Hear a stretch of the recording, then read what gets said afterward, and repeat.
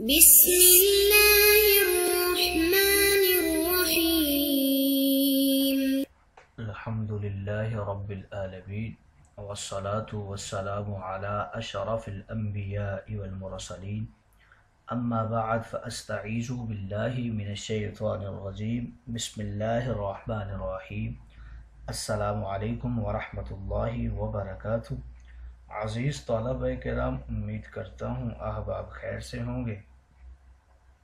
انشاءاللہ آج ہم تفسیر جلالین کے درس نمبر 436 میں سپارہ نمبر 10 سے سورہ توبہ کی منتخب کردہ آیت 69 کو پڑھنے کی سعادت حاصل کریں گے، جس میں کلام باری تعالی و کلام مفسر کا ترجمہ ہوگا. ربط و تعلق آیت کو ذکر کیا جائے گا. کلام مفسر کی تشریح و توضیح کرنے کی سعادت حاصل کریں گے اور ساتھ ساتھ درس پر ہونے والے اعتراضات کا جواب دینے کی کوشش کریں گے. تو آئیے طلبہ کرام بلا تاخیر بڑھتے ہیں اپنے آج کے درس کی طرف. بسم اللہ الرحمن الرحیم. رب تعالی نے ارشاد فرمایا، كالذين من قبلكم كانوا أشد منكم قوة وأكثر أموالا وأولادا. آئیے طلبہ کرام سب سے پہلے اس آیت مقدسہ کا ماقبل آیات کے ساتھ ربط اور تعلق جان لیتے ہیں. علماء و مفسرین کرام فرماتے ہیں کہ گزشتہ آیات میں بہت دور سے منافقین مدینہ کا ذکر چلا آ رہا ہے جو حضور انور کے زمانہ میں تھے. اب ان منافقین کا تذکرہ ہے جو گزشتہ نبیوں کے زمانہ میں مختلف ملکوں میں گزرے تاکہ حضور انور کے قلب پاک کو تسلی ہو، تسکین ہو کہ ایسے موذی ہمیشہ ہی ہوتے رہے ہیں. گویا موجودہ منافقین کے بعد گزشتہ منافقوں کا تذکرہ ہے. دوسرا تعلق کچھ یوں ذکر کرتے ہیں کہ پچھلی آیات میں موجودہ منافقین کی بدعملیاں بیان ہوئی ہیں، اچھائیوں سے روکنا، برائیوں کا حکم دینا، بخیل ہونا. اب ارشاد ہو رہا ہے کہ یہی عیوب گزشتہ زمانہ کے منافقین میں بھی تھے. جو سزا انہیں ملی وہی ان کو بھی ملے گی. تیسرا تعلق کچھ یوں ذکر کرتے ہیں کہ پچھلی آیات میں ارشاد ہوا منافقوں کو دنیا میں بھی دائمی عذاب ملتا ہے. وَلَهُمْ عَذَابٌ مُقِيمٌ. اب اس کا ثبوت پچھلے منافقین کا حال سنا کر دیا جا رہا ہے. گویا پچھلی آیت میں دعویٰ تھا، اب اس کی دلیل ارشاد ہو رہی ہے کہ دیکھ لیجئے ان کو مرے ہوئے 100 سال گزر گئے ہیں، ان پر پھٹکار برابر ہو رہی ہے. حضرت عیسیٰ کے منافق تتیانوس، یوں ہی حضرت موسیٰ کے زمانے کے منافقین پر تو نام بنام لعنت و پھٹکار پڑ رہی ہے. آئیے طلبہ کرام ربط و تعلق آیت کے بعد بڑھتے ہیں آج کے درس کے ترجمہ کی طرف. بسم اللہ الرحمن الرحیم. رب تعالی نے ارشاد فرمایا، كالذین من قبلکم كانوا اشد منکم قوة واکثر اموالا واولادا. اے منافقو، تمہارے رنگ ڈھنگ ویسے ہی ہیں جیسے تم سے پہلے والوں کے تھے. وہ تم سے زیادہ زوراور تھے اور مال و اولاد میں تم سے بڑے ہوئے تھے، اور انہوں نے دنیا میں اپنے حصہ کے مزے لوٹ لیے. پھر اے منافقو، تم نے بھی اپنے حصے کے مزے اس طرح لوٹے جس طرح تمہارے پیش روؤں نے، تم سے پہلوں نے اپنے حصے کے مزے لوٹے تھے، اور تم بھی نبی پر طعن کرنے اور باطل کی بحثوں میں اس طرح پڑ گئے ہو جس طرح وہ پڑ گئے تھے. یہی ہیں وہ لوگ جن کے اعمال خیر دنیا و آخرت میں ضائع ہو گئے ہیں اور وہی خسارے میں ہیں. آئیے طلبہ کرام ترجمہ کے بعد بڑھتے ہیں آج کے درس کی تشریح و توضیح کی طرف. بیان کر رہے ہیں کالذین من قبلکم. اس فرمان عالی میں غائب سے مخاطب کی طرف التفات ہے، یعنی پہلے منافقوں کا غائب ضمیروں کے ساتھ ذکر تھا، اب ان کا حاضر ضمیروں قبلکم کے ساتھ ذکر کیا گیا ہے. التفات بھی فصاحت کا ایک شعبہ ہے. اس سے پہلے یا تو انتم پوشیدہ ہے اور کلذین اس کی خبر ہے، یہ پیش کی جگہ میں ہے، یا فعلتم پوشیدہ ہے، اور یہ عبارت اس کا مفعول بھی اور نصب کی جگہ میں ہے، یا یہ متعلق ہے مقیم کا جو کاف کے بعد پوشیدہ ہے، یعنی اے منافقو تم کو دنیا میں دائمی عذاب ہے ان منافقوں کے عذاب کی طرح جو تم سے پہلے گزرے ہیں۔ الذین سے مراد منافقین ہیں، اور قبلکم سے مراد گزشتہ نبیوں کے زمانہ کے منافقین ہیں۔ کانوا اشد منکم قوۃ واکثر اموالا واولادا، یہ فرمان عالی مشابہت مذکورہ کی وجہ بیان کر رہا ہے۔ کانو کا اسم وہی اگلے منافقین ہیں۔ انسان کو ایک داخلی اور دو خارجی طاقتوں پر بڑا ناز اور غرور ہوتا ہے، جسمانی قوت، مال کی کثرت اور اولاد کی زیادتی۔ انہیں یہ تینوں طاقتیں تم سے زیادہ حاصل تھیں کہ وہ تم سے زیادہ طاقتور بھی تھے، تم سے زیادہ مالدار بھی تھے، تم سے زیادہ اولاد والے اور کنبے والے بھی تھے، کیونکہ زیادہ اولاد والا بڑے جتھے والا ہوتا ہے کہ اس کی رشتہ داریاں بہت ہوتی ہیں، مگر انہوں نے ان تین طاقتوں سے ناجائز فائدہ اٹھایا، یہی کہ فاستمتعوا بخلاقہم، استمتاع بنا ہے متاع سے، اس کا معنی ہوتا ہے نفع، اس لیے دنیاوی سامان کو متاع کہتے ہیں کہ وہ نفع حاصل کرنے کا ذریعہ ہے۔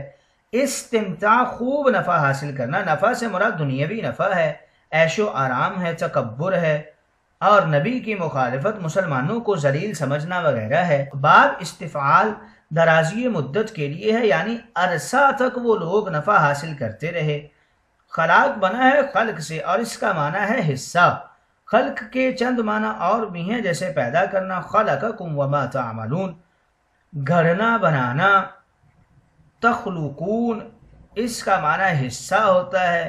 یہ آخری معنی یہاں پر مراد ہے، یعنی ان کو جو طاقت دولت کا حصہ ملا اس سے انہوں نے خوب ناجائز دنیاوی فائدے اٹھائے کہ اللہ کی نعمتیں اس کی نافرمانیوں میں، نبیوں کے خلاف سازشوں میں خرچ کی۔ ان کے بعد اے منافقو اب تمہاری باری ہے، فاستمتعتم بخلاقکم، تو تم نے بھی ان نعمتوں کے حصول سے فائدے ہی اٹھائے، اگرچہ تمہاری نعمتیں ان سے کم تھیں، مگر کون سے فائدے؟ حضرت صدیق و فاروق کی طرح اخروی فائدے حاصل نہیں کیے، بلکہ استمتع الذین من قبلکم بخلاقہم، اسی طرح کے دنیاوی فائدے اٹھائے جیسے ان کے اگلوں نے اٹھائے تھے۔ یہ آیت مکرر نہیں ہے، بلکہ یہ ایسے ہی ہے جیسے کہا جائے کہ تو فرعون کی طرح ہے جو بے قصور بچوں کو قتل کرتا تھا اور لوگوں کو بلا وجہ ستاتا تھا، تو بھی تو اسی طرح کرتا ہے۔ آگے رب تعالیٰ نے ارشاد فرمایا اولئک حبطت اعمالهم فی الدنیا والآخرہ، اولئک سے اشارہ موجودہ زمانے کے منافقین اور کفار کی طرف ہے۔ حبطن کے معنی ہے ساکت ہو جانا، گر جانا، باطل ہو جانا، ان پر ثواب مرتب نہ ہونا۔ اعمال سے مراد نیک اعمال ہیں، خواہ عبادات ہوں یا معاملات ہوں۔ اعمال نیک کا فائدہ عامل کو دنیا میں بھی ہوتا ہے، صحت، وسعت رزق، عزت، عظمت وغیرہ، اور آخرت میں بھی ہوتا ہے اللہ کا کرم، گناہوں کی معافی، جنت کی عطا، حضور انور کا دیدار۔ منافقین و کفار کو ان میں سے کوئی بھی فائدہ نہیں ہوتا۔ کفار کو جو دنیاوی نعمتیں مل جاتی ہیں وہ یا تو استدراج ہوتی ہیں یا بظاہر نعمت در حقیقت زحمت و عذاب ہوتی ہیں، لہٰذا یہ فرمان عالی بالکل درست ہے۔ وَأُولَئِكَ هُمُ الْخَاسِرُونَ، یہ عبارت معطوف ہے اولئک حابطت پر، اور کفار و منافقین کے دوسرے نتیجے کا ذکر کیا جا رہا ہے۔ خاسرون یہ خسارہ سے بنا ہے، خسارہ وہ نقصان ہے جس میں اصل رقم بھی بالکل ضائع ہو جائے، یعنی یہ لوگ پورے خسارہ میں ہیں کہ انہوں نے اپنی اصل دولت، عمر، زندگی خرچ کر دی ہے، مگر اس میں کمایا کچھ بھی نہیں، بلکہ اس سے دوزخ اور رب کا غضب ہی حاصل کیا ہے۔ چونکہ کفر و نفاق ان دونوں نتیجوں کا مستقل سبب ہے، اس لیے دونوں جگہ پہ اولئک ارشاد ہوا ہے، یعنی یہ کفر و نفاق والے وہ ہیں جن کے اعمال برباد ہیں اور یہی پورے نقصان والے ہیں۔ دونوں جگہ حسر بالکل درست ہے۔